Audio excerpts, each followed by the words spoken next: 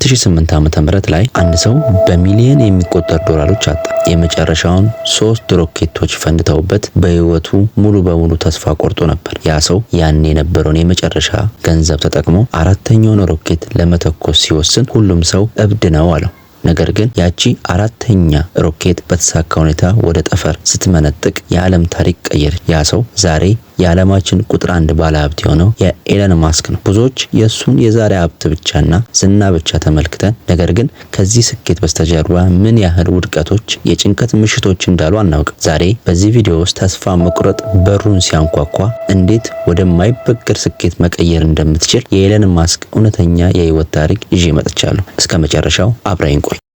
እንኳን ወደ ቻናሌ በደህና መጣችሁ። ዛሬ የምናየው ታሪክ ድንቅ ስራ ህይወታችሁን እና አመለካከታችሁን ሙሉ በሙሉ የሚቀይር ነው። ለቻናሉ አዲስ ከሆናችሁ አሁን ሰብስክራይብ በማድረግ የቤተሰብ አባል ሁኑ። አሁን በቀጥታ ወደ አስገራሚው ታሪክ እንለፍ። ነጥብ 1 ብቸኛውና የተገለለው ህፃን። ኤለን ማስክ የተወለደው በደቡብ አፍሪካ ነው። በልጅነቱ በጣም የተገለለ ጓደኛ የሌለው እና መጽሐፍ ብቻ የሚያነብ ህፃን ነበር። በትምህርቱ ቤትም በነበረው ወቅት በልጅነቱ ከፍተኛ ድብደባ ይደርስበት ነበር። አንዴም ደረጃ ላይ አንከባለውት ለአጭር ጊዜ ራሱን ስቶ እስከ መውደቅ ደርሶ፣ ነገር ግን ያ ሁሉ ስቃይ በውስጡ ትልቅ ቁጭት ፈጠረ። በ12 ዓመቱ ፕላስተር የሚባል የቪዲዮ ጌም ኮዲንግ በራሱ ተምሮ ሰርቶ በመሸጥ የመጀመሪያ ገቢውን አገኘ። ይህም የሚያሳየው ውጫዊ ተጽዕኖ ዓላማን ሊያስቆመው እንደማይችል ነው። ነጥብ 2 ወደ አሜሪካ የተደረገ ረጅም ጉዞ። ኤለን ማስክ ትልቅ ህልም ነበረው። ያ ህልም ደግሞ በደቡብ አፍሪካ ብቻ ተወስኖ ሊቀር አልቻለም። በ17 ዓመቱ ምንም ሳንቲም ሳይኖረው የወላጆቹን ድጋፍ ሳያገኝ ወደ ካናዳ ከዚያም ወደ አሜሪካ ተጓዘ። በአንድ ወቅት በቀን ውስጥ $1 ብቻ እየተመገበ በቅናሽ ዋጋ በተከራየው ጠባብ ክፍል ውስጥ እየኖረ ይማር ነበር። እርሱ ግን የነበረበትን ድህነት ሳይሆን የፊቱን ትልቅ ህልም ብቻ ነበር የሚያየው። ነጥብ 3 የመጀመሪያው ትልቅ ስኬት። በ1995 ከወንድሙ ጋር በመሆን ዚፕ2 የተባለች የመጀመሪያ ድረገጽ ኩባንያ መሰረተ። በዚያም ጊዜ ቢሮ ለመከራየት ብር ስላልነበራቸው በሰሩት ቢሮ ውስጥ መሬት ላይ ይተኙ ነበር። ይህም ኩባንያ በትልቅ ዋጋ ከሸጡት በኋላ በዚያው ሊቆም አልቻለም። በመቀጠል ፔፓል የተባለ የዲጂታል ክፍያ ስርዓት ፈጠሩ። ይህ ስራ በዓለም ዙሪያ የገንዘብ ዝውውርን የቀየረ ሲሆን ኩባንያውም ሲሸጥ ማስክ ከ$160 ሚሊዮን በላይ ድርሻ አገኘ። አሁን በቃኝ ብሎ በምቾት መኖር ይችል ነበር። ነገር ግን እውነተኛ ህልሙ ገና አልተጀመረም ነበር። ነጥብ 4 ወደ ጠፈር ለመጓዝ ማሰብ። ማስክ ያገኘውን $160 ሚሊዮን በባንክ አስቀምጦ መዝናናት አልፈለገም። ይልቁንም የሰው ልጆች ወደ ማርስ ሄደው እንዲኖሩ ማድረግ የሚል እጅግ አስገራሚ ህልም ሰነቀ። ሩሲያ ሄዶ ሮኬት ለመግዛት ቢሞክርም ሁሉም አፌዙበት። እሱ ግን ተስፋ ሳይቆርጥ በራሱ ሮኬት ለመግዛት ወሰነ።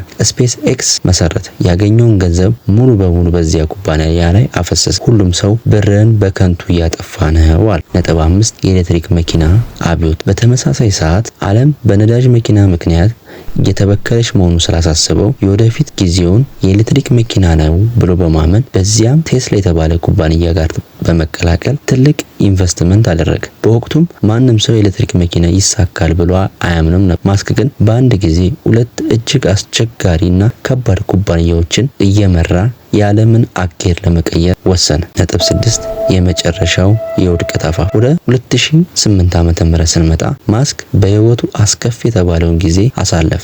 ስፔስ ኤክስ የሰራቸውን የመጀመሪያ 3 ሮኬቶች በሙሉ ወደ ጠፈር ሳይደርሱ ፈነዱ። ቴስላ ደግሞ የመኪና በሰዓት ማምረት ባለመቻሉ ለኪሳራ ተቃረበ። ማስክ ያገኘውን ብር በሙሉ አለቀ። ሚስትየውን ፍቺና የህዝብ ትችት በአንድ ላይ መጣ። በባንክ አካውንት ውስጥ ለሰራተኛ ብቻ የሚከፍለው ሳንቲም አልነበረውም። ያኔ ነበር የመጨረሻው ውሳኔ ወሰነው። ነጥብ 7 አራተኛ ሙከራና ተአምር። ማስክ ያንን ጊዜ እጅ ሰጥቶ ቢሆን ኖሮ ዛሬ የቪዲዮ አይሰራም ነበር። ካሉት ጥቂት ንብረቶች የተገኘውን ብር ሰብስቦ የመጨረሻ የተባለችውን አራተኛ ሮኬት ለመተኮስ ወሰነ። እቺ ሮኬት ካልተሳካች ስፔስ ኤክስ ሙሉ በሙሉ ይከስራል። መስከረም 2008 ላይ ሮኬቷ ተተኮሰች። በዚያን ጊዜ ግን ተአምር ሆነ። ሮኬቷ በተሳካ ሁኔታ ምህዋር ውስጥ ገባች። ከጥቂት ቀናት በኋላ ናሳ $1.5 ቢሊዮን ውል ከስፔስ ኤክስ ጋር ተፈራረመ። ቴስላም ተጨማሪ ፈንድ አገኘ። ማስክም ከመክሰር አፋፍ ተነስቶ በአንድ ጀንበር ማሸነፍ ቻለ።